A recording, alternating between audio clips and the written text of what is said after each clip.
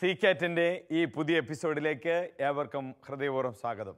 C കാറ്റിൽ കഴിഞ്ഞ എപ്പിസോഡുകളിൽ നമ്മൾ ചർച്ച ചെയ്ത വിഷയത്തിൻ്റെ തുടർച്ചയാണ് ഇന്നത്തെ നമ്മുടെ ഈ എപ്പിസോഡ്. നമ്മുടെ പാഠഭാഗങ്ങൾ ചർച്ച ചെയ്യുന്നതിനും നമ്മോട് സംസാരിക്കുന്നതിനും സംശയങ്ങൾ പരിഹരിക്കുന്നതിനുമായി ഇന്നത്തെ ക്ലാസ്സിലേക്ക് നമ്മൾ പ്രവേശിക്കുകയാണ്. ക്ലാസ് നയിക്കുന്നതിന് വേണ്ടി സ്നേഹപൂർവ്വം അച്ഛനെ സ്വാഗതം ചെയ്യുന്നു. അൽമായരും അജപാലകരും ഒത്തൊരുമിച്ച് പ്രവർത്തിക്കണമെന്നാണല്ലോ പറയുന്നത്. പക്ഷേ സഭയിൽ പലപ്പോഴും അങ്ങനെയല്ല കാണുന്നത്. പല കാര്യങ്ങളും നിങ്ങൾ നിർബന്ധമായി പാലിക്കണം, അല്ലെങ്കിൽ നിങ്ങൾ അനുസരിക്കണമെന്ന് ഓർഡർ കൊടുക്കുന്ന രീതിയാണ് കാണുന്നത്. ഇത് ശരിയായ രീതിയാണോ? ഇതിനെപ്പറ്റി അച്ഛൻ്റെ കാഴ്ചപ്പാട് എന്താണ്? സാറ് ചോദിക്കുന്നത് ഈ അധികാരം എന്ന് പറയുന്ന സംഭവം സഭയെ കണ്ടുപിടിച്ചവരാണ്. അധികാരം അത് വളരെ തർക്കത്തിന് കാരണമാകുന്നു. പറയാൻ കുറച്ച് പേര്, അനുസരിക്കാൻ കുറച്ച് പേര്, അങ്ങനെയുണ്ടോ? അങ്ങനെ സഭയുടെ ചിന്തയിൽ അതുണ്ടോ?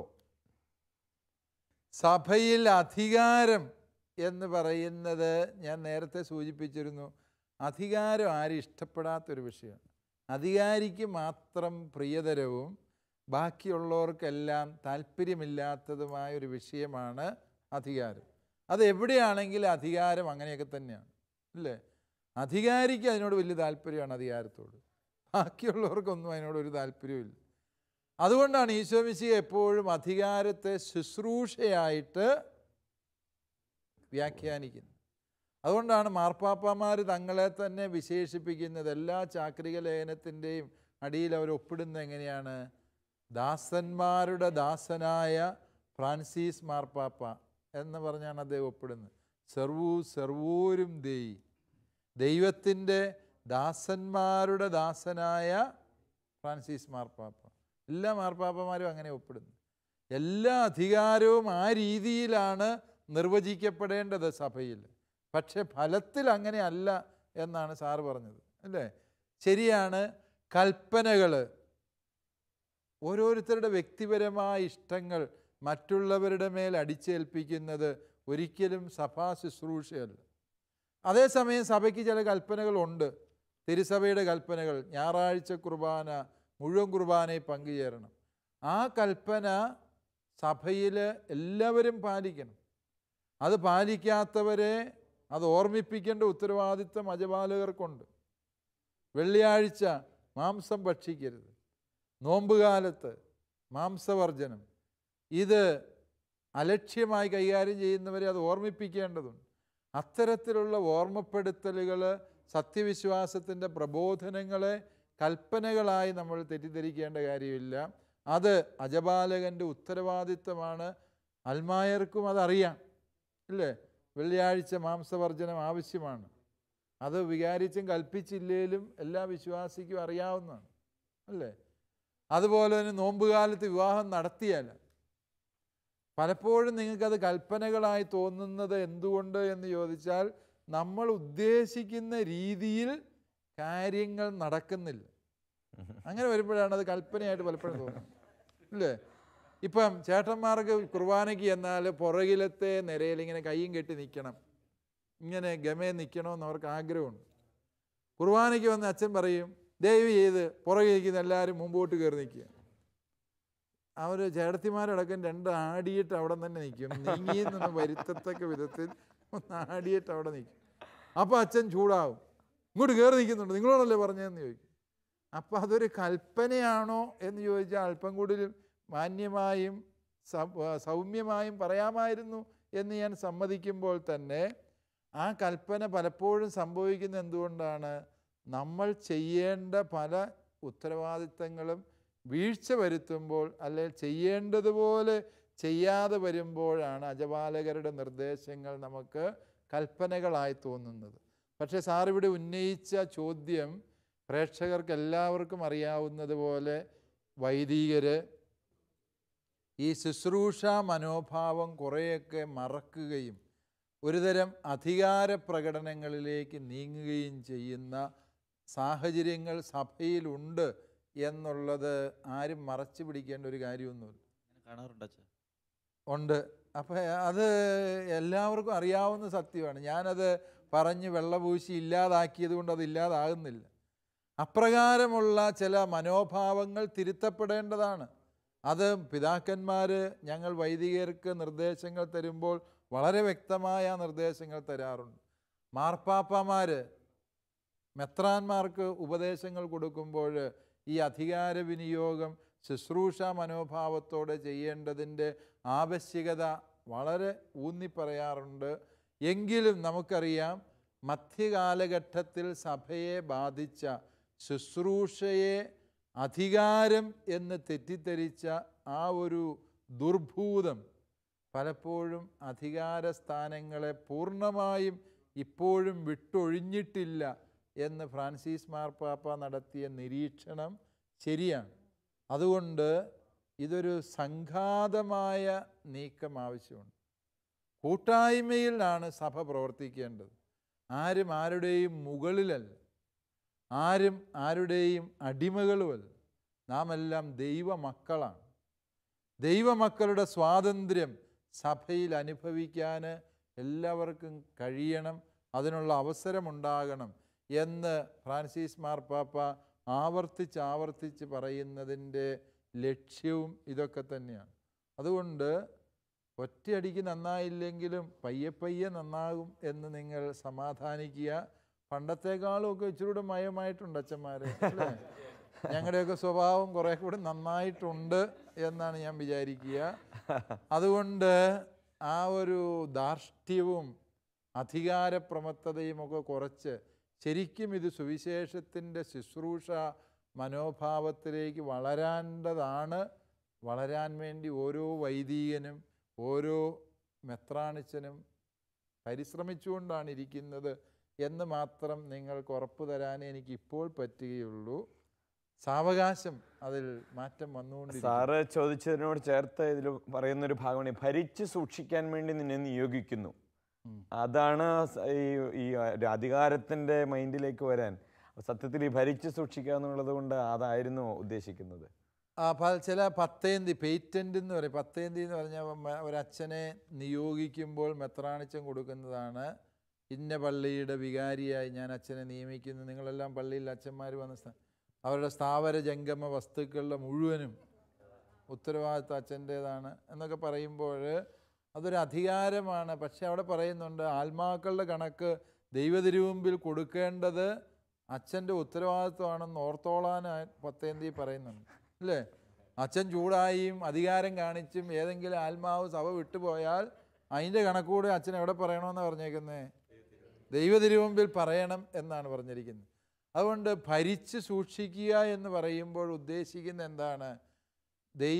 ദൈവജനത്തിന് അല്ലെങ്കിൽ ഈ ഹൈറാർക്കിയെ ദൈവം ഭരമേൽപ്പിച്ച 2 താക്കോലുകളുണ്ട്. ആ താക്കോലിൽ ഒന്നാമത്തെ താക്കോല് സ്വർഗം തുറക്കാനുള്ള താക്കോലാണ്. രണ്ടാമത്തെ താക്കോല് നരകം പൂട്ടി സൂക്ഷിക്കാനുള്ള താക്കോലാണ്. ഈ 2 അധികാരമേ ഉള്ളൂ അച്ഛന്മാർക്കും മെത്രാന്മാർക്കും ഒക്കെ ഉള്ളൂ. എന്താണ്? സ്വർഗം തുറന്ന് വരപ്രസാദം ദൈവജനത്തിന് എത്തിച്ചു കൊടുക്കും.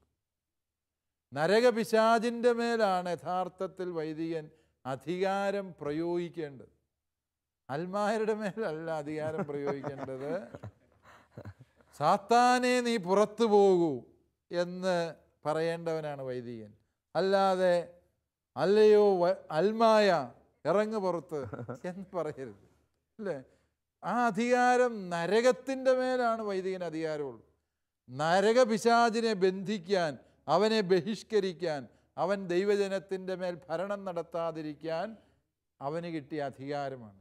അതുകൊണ്ട് ഈ ഭരിച്ച് സൂക്ഷിക്കുക എന്ന് പറയുമ്പോൾ ഉദ്ദേശിക്കുന്നത് യഥാർത്ഥത്തിൽ നരകപിശാചിൻ്റെ ആക്രമണങ്ങളിൽ നിന്ന് ദൈവജനത്തെ പരിരക്ഷിക്കാനുള്ള അധികാരം വിനിയോഗിക്കണം എന്നാണ് അതിലൂടെ അർത്ഥമാക്കുന്നത്. താങ്ക് യു അച്ഛാ. ഇനി ആരാണ് ചോദിക്കുന്നത്?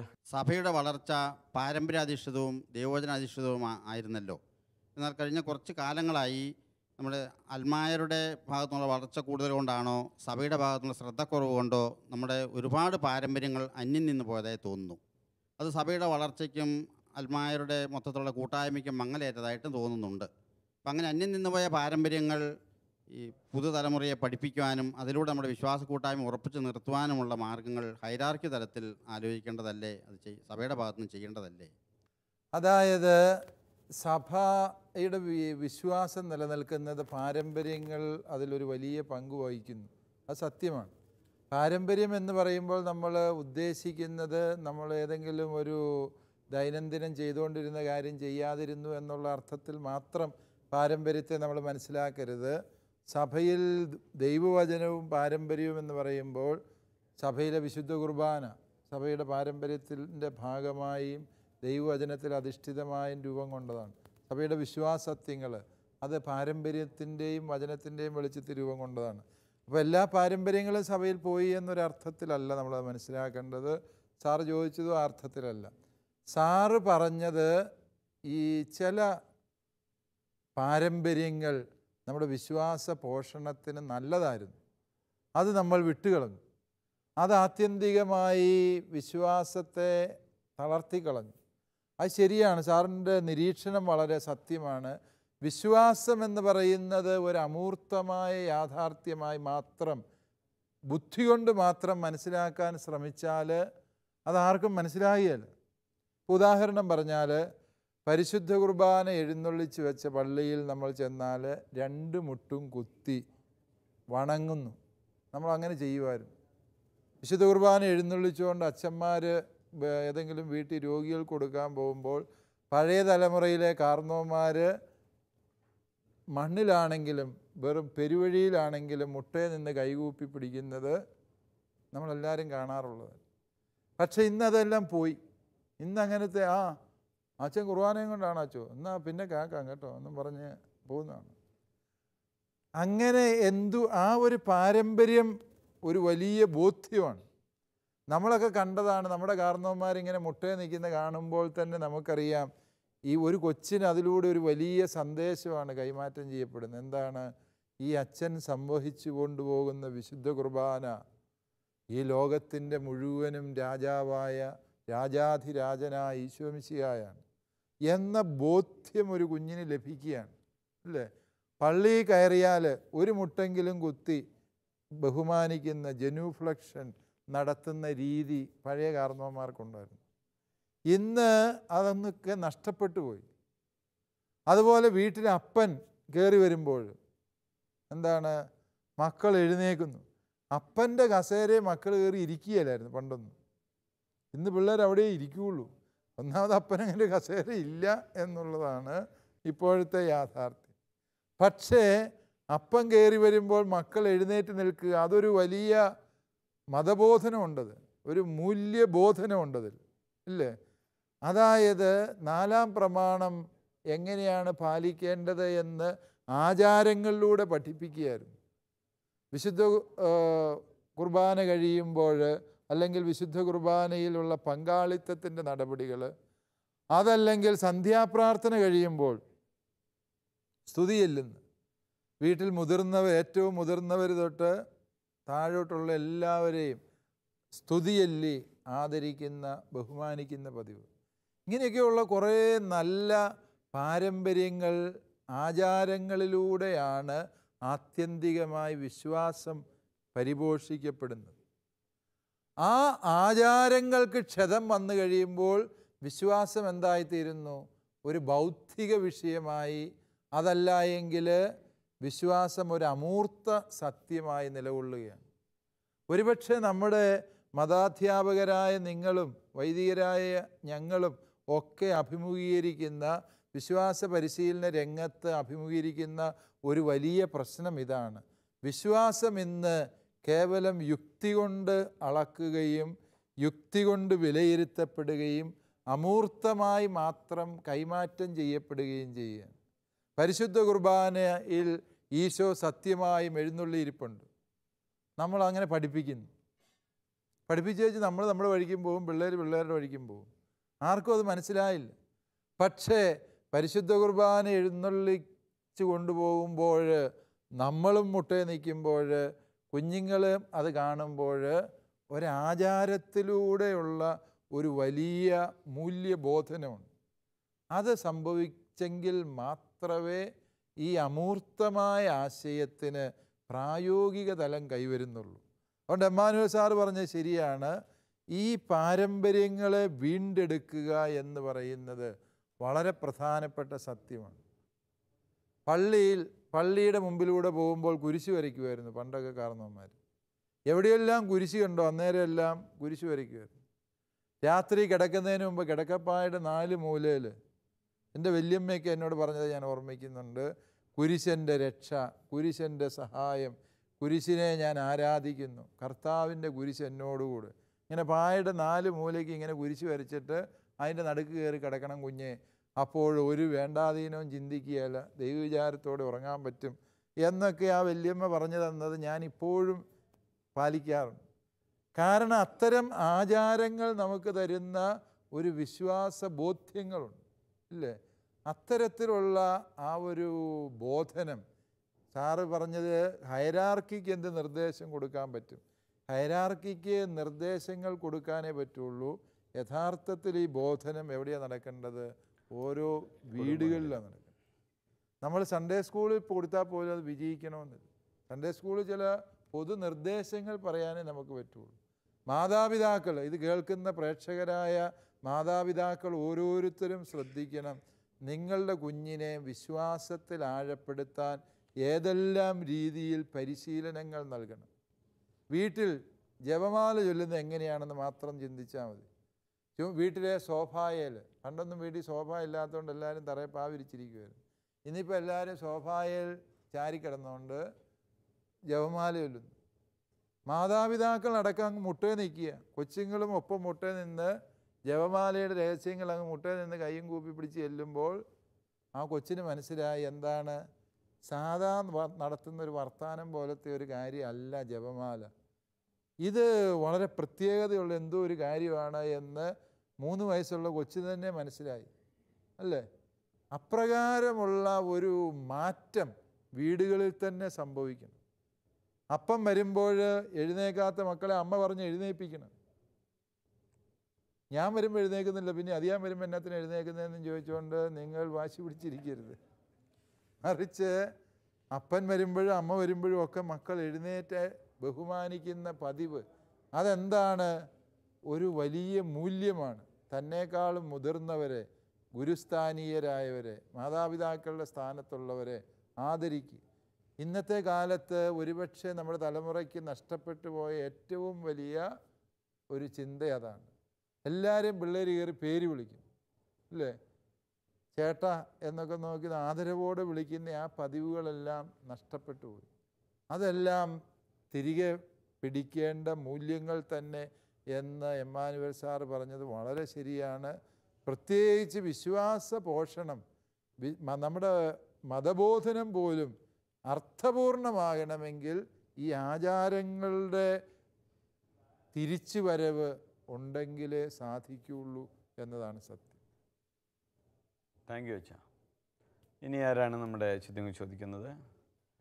നമ്മുടെ ജോസാറാണ് ചോദിക്കും. ജോസാറ് ചോദിക്കൂ. അച്ഛാ, എനിക്ക് ചോദിക്കാനുള്ളത് സഭയുടെ വിവിധ ശുശ്രൂഷകളിൽ അൽമായരുടെ പങ്കിനെക്കുറിച്ചാണ്. ഇപ്പോൾ ചില സ്ഥലങ്ങളിൽ അൽമായർ ദിവ്യകാരുണ്യം കൊടുക്കുന്നുണ്ട്, അതുപോലെ തന്നെ മാമോദിസ കൊടുക്കുന്നുണ്ട്. എന്നാൽ പല പള്ളികളിലും പല രൂപതകളിലൊക്കെ അങ്ങനെയൊരു പതിവ് കാണുന്നില്ല. അപ്പം അൽമായർക്ക് ഇത്തരത്തിലുള്ള ശുശ്രൂഷകൾ ചെയ്യാനുള്ള അനുമതി സഭ നൽകിയിട്ടുണ്ടോ? അച്ഛൻ്റെ കാഴ്ചപ്പാട് എന്താണ്? യെസ്, അൽമായർക്ക് സഭയിൽ ചെയ്യാവുന്ന ശുശ്രൂഷകളെക്കുറിച്ചാണ് ജോസാറിൻ്റെ ചോദ്യം. ഇതിന് ഉത്തരം പറയുമ്പോൾ എല്ലാ സഭകളിലും ഒരേ നിയമമല്ല ഇതേ സംബന്ധിച്ചുള്ളത് എന്ന് മനസ്സിലാക്കുക. പൗരസ്ത്യ സഭകളിലുള്ള നിയമമല്ല പാശ്ചാത്യ സഭയിൽ നിലവിലുള്ളത് എന്നുകൂടി നമ്മൾ മനസ്സിലാക്കണം. പൗരസ്ത്യ സഭകളിൽ തന്നെ അൽമായർക്ക് ചെയ്യാവുന്ന ശുശ്രൂഷകളെക്കുറിച്ച് ചില അഭിപ്രായ വ്യത്യാസങ്ങളുണ്ട്. അഭിപ്രായ വ്യത്യാസമല്ല, ചില നിർദ്ദേശങ്ങളിൽ വ്യത്യാസമുണ്ട്. ഇപ്പോൾ അൽമായർ വിശുദ്ധ കുർബാന കൊടുക്കുന്നതിനെക്കുറിച്ചാണ് സാറ് ചോദിച്ച ഒരു ചോദ്യം. അൽമായർക്ക് വിശുദ്ധ കുർബാന കൊടുക്കാൻ അവകാശമുണ്ടോ എന്ന് ചോദിച്ചാൽ വിശുദ്ധ കുർബാന വിതരണം ചെയ്യാനുള്ള അവകാശം വിശുദ്ധ കുർബാന അർപ്പിക്കുന്ന വൈദികൻ്റേതാണ് പ്രാഥമികമായി. അത് അദ്ദേഹമാണ് അത് ചെയ്യേണ്ടത്.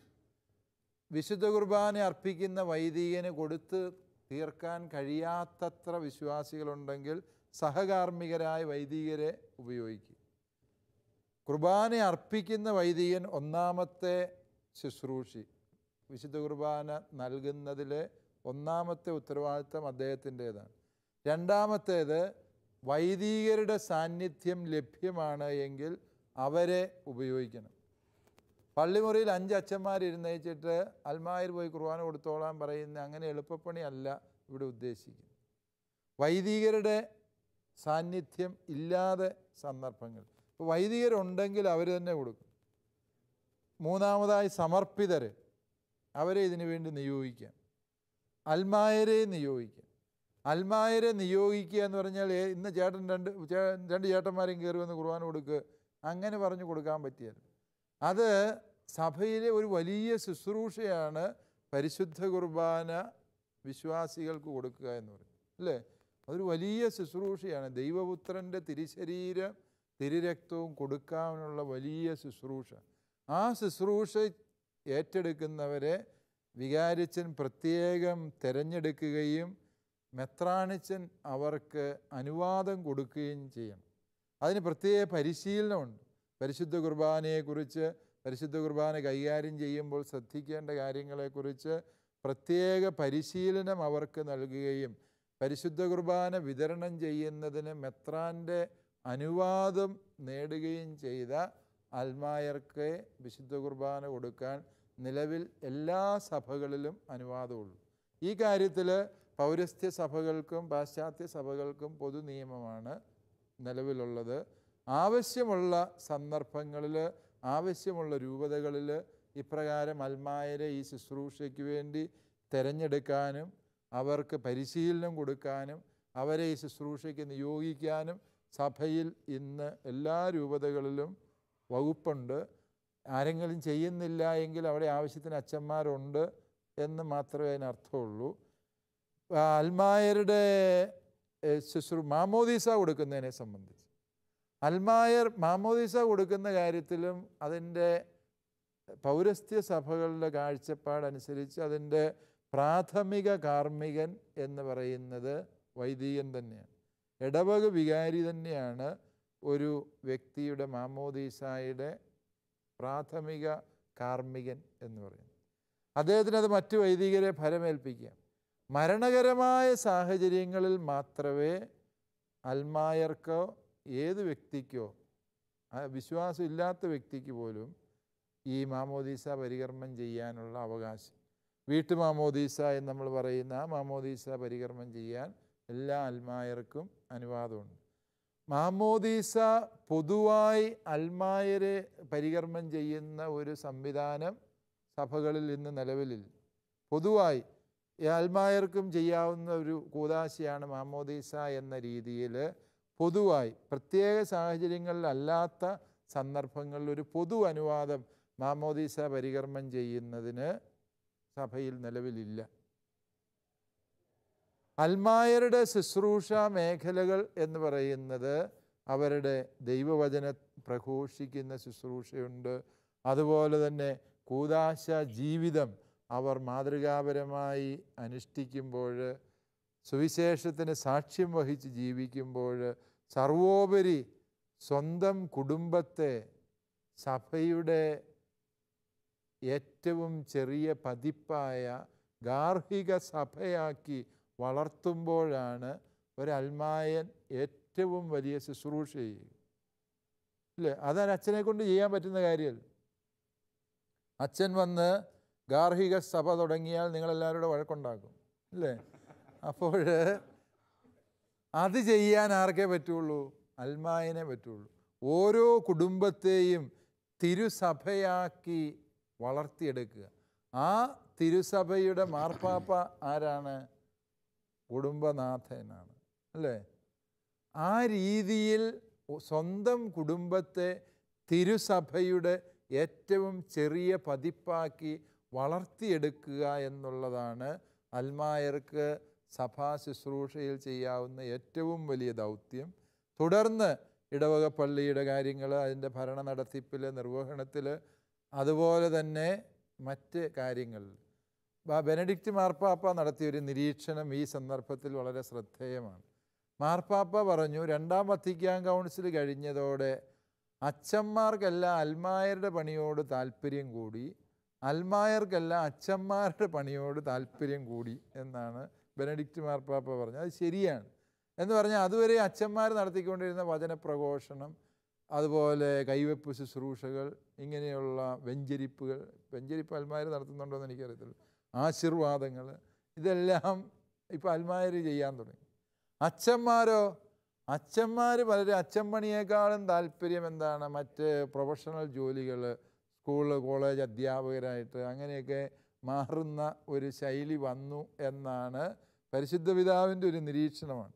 അതൊരു ശരിയായ നിരീക്ഷണമാണെന്ന് എനിക്കും തോന്നിയിട്ടുണ്ട്. അതല്ല ശരിയായ വഴി.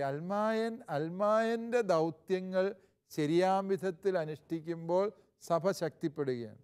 അൽമായൻ അച്ഛൻ്റെ ജോലി ചെയ്യുമ്പോഴാണ് സഭ ശക്തിപ്പെടുന്നതെന്നോ, അച്ഛൻ അൽമായൻ്റെ ജോലി ചെയ്യുമ്പോഴാണ് അച്ഛൻ എല്ലാ കാര്യവും അച്ഛൻ തന്നെ അങ്ങ് ചെയ്യുകയാണ്. ഇവിടെ പാരീഷ് കൗൺസിലും വേണ്ട, പൊതുയോഗവും വേണ്ട, കപ്പ്യാരും വേണ്ട, കൈക്കാരന്മാരും വേണ്ട, ഞാൻ തന്നെയെല്ലാം, ഐ ആം ദ സ്റ്റേറ്റ് എന്ന് പറഞ്ഞ പോലെ, ഐ ആം ദ ചർച്ച് എന്ന് പറഞ്ഞ് അച്ഛൻ ചെയ്യാൻ തുടങ്ങുമ്പോൾ സഭ ദുർബലമാകും. അൽമായൻ അച്ഛൻ്റെ ജോലി ചെയ്യുമ്പോഴും ചില മേഖലകളിൽ അൽമായരുടെ വൈദിക ശുശ്രൂഷകൾക്ക് സമാനമായ ജോലികൾ സഭയെ ദുർബലപ്പെടുത്തുകയുള്ളൂ. അതുകൊണ്ട് ഓരോരുത്തർക്കും നിശ്ചയിക്കപ്പെട്ട ജോലി ശരിയാം വിധത്തിൽ ചെയ്യുമ്പോഴാണ് സഭ സകല സൗഭാഗ്യങ്ങളും നന്മകളും നിറഞ്ഞ് മുടിചൂടി നിൽക്കുന്ന കൃപയുടെ സഭയായിത്തീരുന്നു. പക്ഷെ നമ്മുടെ ഈ എപ്പിസോഡിൻ്റെ സമയം ഏറെക്കുറെ അവസാനിച്ചിരിക്കുകയാണ്. ഈ വിഷയത്തെ സംബന്ധിച്ചിടത്തോളം ഒട്ടേറെ കാര്യങ്ങൾ ഇനിയും ചോദിക്കാനുണ്ട് എന്ന് നിങ്ങളുടെ മുഖത്ത് നിന്ന് വ്യക്തമാക്കുന്നുണ്ട്. നിങ്ങളുടെ മനസ്സിലുള്ളതും എഴുതി തയ്യാറായതുമായിട്ടുള്ള ചോദ്യങ്ങൾ നമുക്ക് വീണ്ടും ചോദിക്കാൻ അവസരമുണ്ട്. ഈ വിഷയത്തിൻ്റെ തുടർച്ചയായി അടുത്ത എപ്പിസോഡിൽ തുടർ ചർച്ചകളുമായി നമ്മൾ വീണ്ടും കണ്ടുമുട്ടും. അതുവരെയും പ്രാർത്ഥനാപൂർവ്വം നമുക്ക് കാത്തിരിക്കാം. നന്ദി.